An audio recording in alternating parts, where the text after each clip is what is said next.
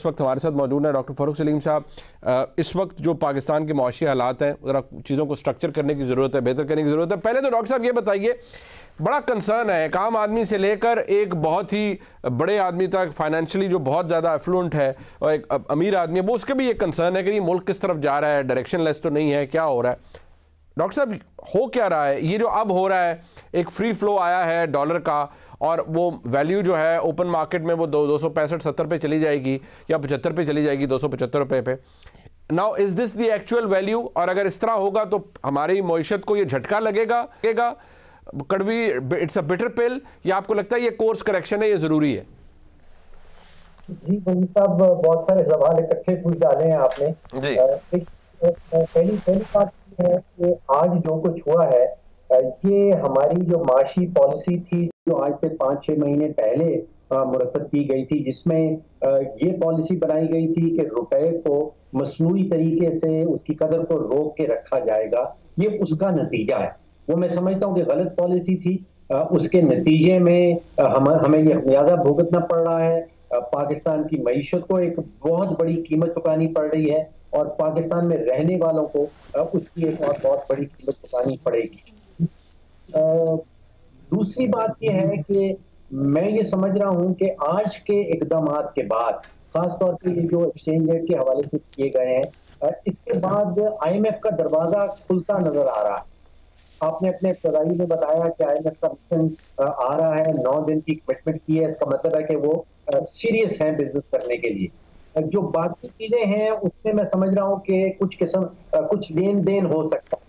वहां से अगर कहा जाएगा कि 10 रुपए के बिजली के रेट बढ़ाने हों, पाकिस्तान कोई 4 रुपए से शुरू करेगा तो हो सकता है 6-7 रुपए से कहीं ना कहीं सौदा हो जाए। इसी तरह गैस में भी कोई 40-50% बढ़ाने के बाद कुछ ना कुछ मामला जो है वो तय हो जाएंगे। पेट्रोल की कीमत, मेरा तखमीना ये है कि 18-19 रुपए फी लीटर जो है उसमें इजाफा आएगा। तो इसमें तो कोई शक नहीं कि अगले चंद हफ्तों में जो बोझ है, जो महंगाई की शरह है, वो मजीद बढ़ेगी। अभी हमें जो पाकिस्तान ब्यूरो ऑफ स्टैटिस्टिक्स है वो बता रहा है कि महंगाई की शरह कोई 25% के करीब है। मेरा अंदाजा तखमीना ये है कि इसमें कम से कम 15% आप जमा कर लें, महंगाई जो है वो 40% पे जाएगी। लेकिन जिसको हम वो इकोनॉमिक्स में कहते हैं कि वन टाइम ब्लिप, मेरा ख्याल ये है कि ये एक दफा महंगाई की शरह बढ़ेगी और उसके बाद ये महंगाई का तूफान जो है वो थमना शुरू हो जाएगा। और उसकी वजह यह है कि बहुत सारी कीमतें जो है आलमी मंडियों में, जैसे तेल की कीमत जो है वो $120 की बैरल हुआ करती थी, अब वो 80-85 पे आ गई है। खाने बनाने का तेल जो हम इंपोर्ट करते हैं वो 7,000 रिंगिट था पर टन, अब वो 4,000 रिंगिट पे आ गया है। तो मुझे महसूस ये हो रहा है कि we are heading towards relative stability, यानी कि कदरे बेहतर इस्तेहकाम की उम्मीद रखे बैठा हूं। अच्छा डॉक्टर साहब, ये भी बताइएगा कि आपके नज़दीक ये अब दो वज़रा ख़जाना आपस में उलझे भी, बातें सामने, फिर क्या ये समझा जाए कि डॉक्टर मिफ्ताह इस्माइल की पॉलिसी दुरुस्त थी कि आप कैप नहीं कर सकते, डॉलर की जो वैल्यू है उसको आर्टिफिशियली रोक नहीं सकते, और इस चीज़ का बड़ा इम्पैक्ट आया, आपने भी इसको पॉइंट आउट किया। तो पाकिस्तान के लिए पिछले 8 महीनों में आपकी नज़र में, हाइंडसाइट से अब जब आप देख रहे हैं, व्हाट वेंट रॉन्ग, गलत क्या हुआ इन पिछले 8 महीनों की अगर हम बात करें तो? देखिए मुनीब साहब, सबसे पहली बात तो ये है कि ये माशी मसाइल को हमारे यहाँ सियासी बना दिया जाता है। एक हुकूमत आती है, उसके जो माशी पॉलिसीज अगर वो गलत इख्तियार करती है उसका मलबा भी पहली वाली हुकूमत पे डाल दिया जाता है। जो पहली वाली हुकूमत है, हमने देखा जो PTI की हुकूमत 44 महीने रही थी, उसके दौरान आपको याद है कि 44 महीने में कोई 4 तो वज़राए ख़ज़ाना तब्दील हुए, कोई 6-7 दफा जो है वो FBR का चेयरमैन तब्दील हुआ, और आखिर में आके इमरान खान साहब ने सारा मलबा जो है वो एस्टेब्लिशमेंट के ऊपर डाल दिया। तो एक तो मैं समझता हूँ कि ये सियासी जमातें जो हैं, ये किसी किस्म का जो बुनियादी एक माशी चार्टर है, जिसको एक चार्टर ऑफ इकोनॉमी कहा जा रहा है, उसके ऊपर किसी किस्म का अमल दरामद करें और कोई इत्तफाक राय पैदा कर लें।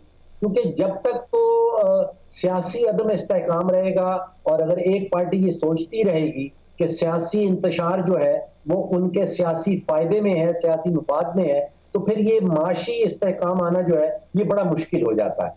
अब आप सोचिए कि 5 साल गुजरे हैं और 5 साल में 6 वज़राए खजाना बदल डाले। चार वज़राए खजाना आए थे पीटीआई की हुकूमत के दौरान और 2 अब बदल किए हैं पिछले कोई 8-9 महीनों में।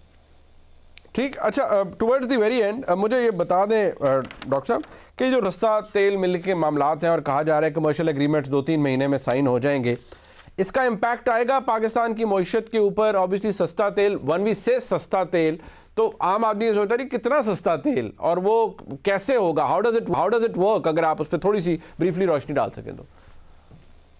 हनीफ साहब, ऑनेस्टली मुझे महसूस हो रहा है कि ट्रक की बत्ती है। अच्छा।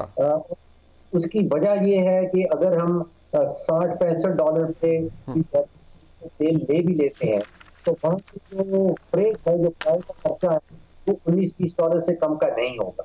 तो जो हम अरब ममालिक से लेते हैं $80-85 का, उसमें $4-5 का फ्रेट आता है। अगर आप दोनों को जमा करें तो वो तकरीबन बराबर बन जाता है। फिर हमें जो हमारी रिफाइनरीज हैं यहाँ पे एग्जिस्ट करती हैं, उनको भी अपग्रेड करना पड़ेगा। वो रूस का जो तेल है उसको डीजल और पेट्रोल में नहीं बदल पाएंगे। तीसरा बड़ा प्रॉब्लम ये है कि जो ऑयल टैंकर्स हैं उसकी कमी है रूस के पास। वो अपना तेल जो है बहुत सारे ममालिक में टैंकरों की बुनियाद के ऊपर नहीं पहुंचा पाएगा। चौथा बड़ा इशू ये है कि रूस से जो निकल रहा है वो बगैर इंश्योरेंस के निकल रहा है क्योंकि एक माफिया है इंश्योरेंस कंपनीज का मगरबी ममालिक में। वो रूस का तेल जो है उसको इंश्योरेंस नहीं दे पा रहे हैं। तो ये 4-5 बहुत बड़ी प्रॉब्लम्स हैं जिनके नतीजे में मैं समझता हूं कि कोई खास फायदा पहुंचने वाला नहीं। ठीक।